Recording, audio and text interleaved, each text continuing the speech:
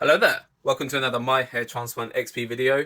On this one, I just wanted to kind of look at some celebrity hair transplants, some of their hair restoration plans, and just seeing how it looks now. So let's get into it. Firstly, we've got Jimmy Carr, who's an Irish UK comedian, national treasure. Until I found out he was Irish, and funny enough, I bumped into him in real life, and we just talked about hair. And he said he's got his hair transplant down in Portsmouth, and he had about 2,000 to 2,500 grafts done. That'd be my best guess. I didn't ask him that directly, but he just had those kind of temple areas done, just a nice little top up on the front, and yeah, it's kept him looking a nice little bit younger for it, and yeah, he's managed to keep his results permanent. So good plan. Next up, we've got Lewis Hamilton, who was really feeling quite badly in the kind of earlier years. I'd say 2007, 2008 times. He was kind of looking like this, and he looks like he had a FUE procedure. He maybe even have had two, but he's probably had about 2,000 grafts done on the front. He's had a nice little top up in the mid scalp and probably the crown as well. When you kind of get a hair procedure with his type of hair, you have to be quite careful. Where I think it will look quite obvious if you just got the front done and you got the hair low, you got it short, and I think it will just look really obvious with the density of each parts of your hair with the pre-existing and transplanted hair.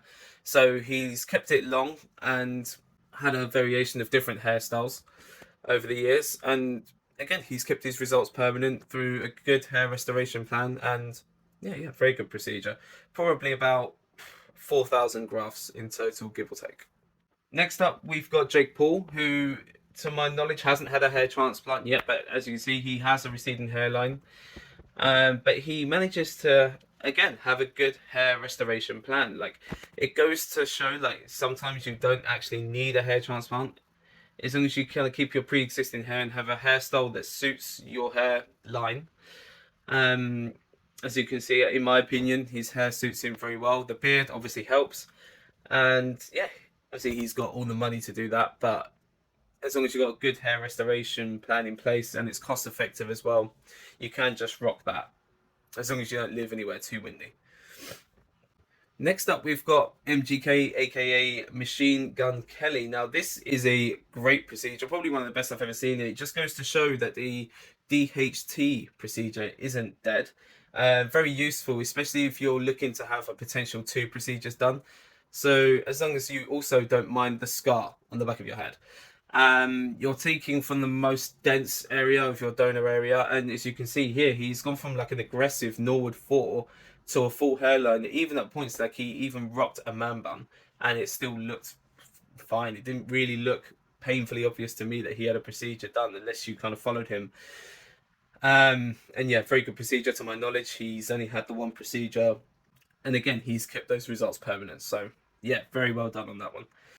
Next up, we've got Conor McGregor, who also has the benefit of having quite a lot of money to get these kind of procedures done at will. Although it doesn't always matter how much money you have. Like, you're always going to be limited to the amount of hair in your donor area unless they bring out this hair cloning procedure in days soon to come. But he kind of got a hair transplant just to try and top up his thinning crown, which it looks like he's done quite well. He also got a bit done on the front, so you quite often with hair transplants you'll put single hair grafts on the frontal hairline, you'll dot them out to try and give a more natural look. But for what I can see on Conor McGregor's, they've made his hair very pluggy. It looks awful, to be honest, and it kind of limits kind of what hairstyles he can do, because if he's kind of going to have his hair up and slip back, it's very obvious that you've got all these plucky bits in the front. And to be honest, like, it suited him much more before he had the hair transplant, just on the frontal hairline where he had more of like a natural look. It didn't even look like he was going too badly, to be honest. But yeah, he could easily correct it with the grafts he's still got left in his donor area. As long as he doesn't have another bad procedure, he should be fine. But it just highlights the need to just make sure you just do your research, not just chuck money at any surgeon who's willing to do your hair. And lastly, we've got Mike Mayak, who wasn't looking bad really at all. Like, you can kind of just keep your hair as it is with a good hair restoration plan. Just keep that pre-existing hair. Just add a little bit of density to it, maybe with certain hair products. But he managed to get a sponsored deal with a clinic called Smile out in Turkey. So fair play to him. If you can get it for free, why not? And had a good top up of the frontal hairline, probably around 2,000 grafts. And yeah, he's getting towards the age of 40, I think. And yeah, to be fair to him, he looks younger for it.